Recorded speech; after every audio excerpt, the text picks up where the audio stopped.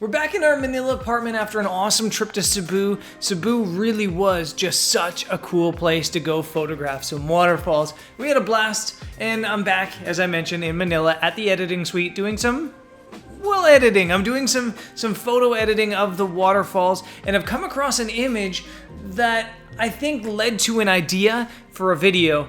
And this is the video. I said that I was gonna try to do a little bit more photo editing and show you some of the back end of the photo editing now that I'm doing these shorter Tuesday videos. So that's exactly what we're gonna do. Over on my Facebook group, and shout out to the Facebook group, which is awesome, we do critiques. And in those critiques, a lot of times the critiquer will leave a critique to the person saying, there's something wrong with this photo or something just a little bit off. I can't put my finger on what it is, but there's something a little bit off. And the reality is when I see that critique, almost every single time I see it, it's the white balance. The white balance is just not right in the photo. And actually, it's something that happens to me a lot. I'll be editing an image and going, oh, I'm so frustrated with this image, I cannot figure out what's wrong with it.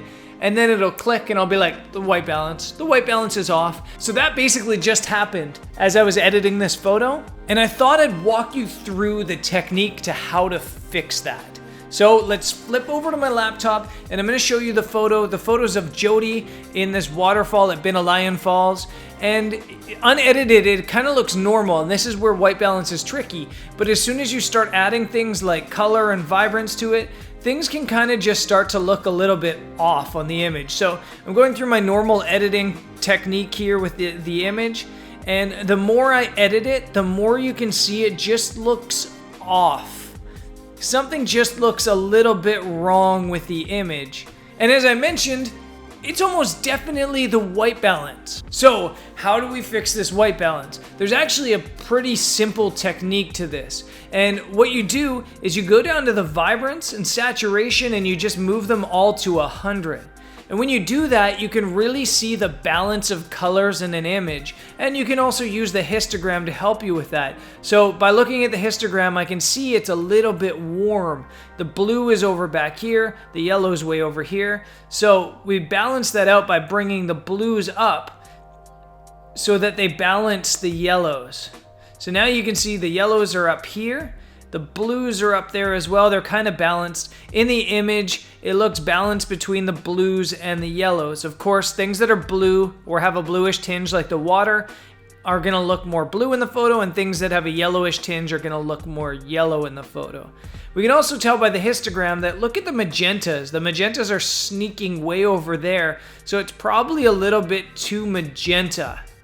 So we can fix that, and again, if I slide this over to this side, you'll see how purple, how magenta the image gets. We again need to kind of find that balance. If you go too far this way, the whole image is gonna look green. So yeah, we just slide the sliders until the image looks neither green nor magenta, and we use the histogram to kind of try to balance that out a little bit. So basically, I like to try to find the gray parts of the image and make sure that these gray parts of the image don't have any purples or greens to them. And then you're probably pretty spot on. So we get to about there, and I guess this is pretty balanced.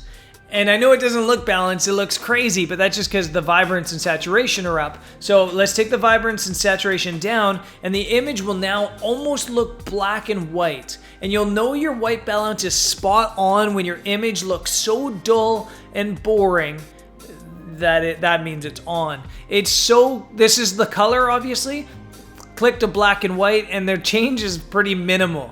So we're at the good point now, and then we can go on to edit the image. So I like to add about 45 of vibrance because I like a really punchy image. I don't usually touch the saturation at all, but then I do go down to the colors here and play with the greens and the blues in the image and stuff like that, and the luminance and the hue and that sort of thing. So that's the video for today. There is going to be more photo editing coming up at some point in the future. I also have a video from Singapore coming up about the difference between editorial and commercial photography and whether you need a photo release, a model release. So look for that sort of stuff coming up.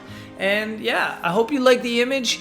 I hope you like the editing tutorial, and I'll see you guys on the next channel. Stay subscribed, and I'll see you later. Peace.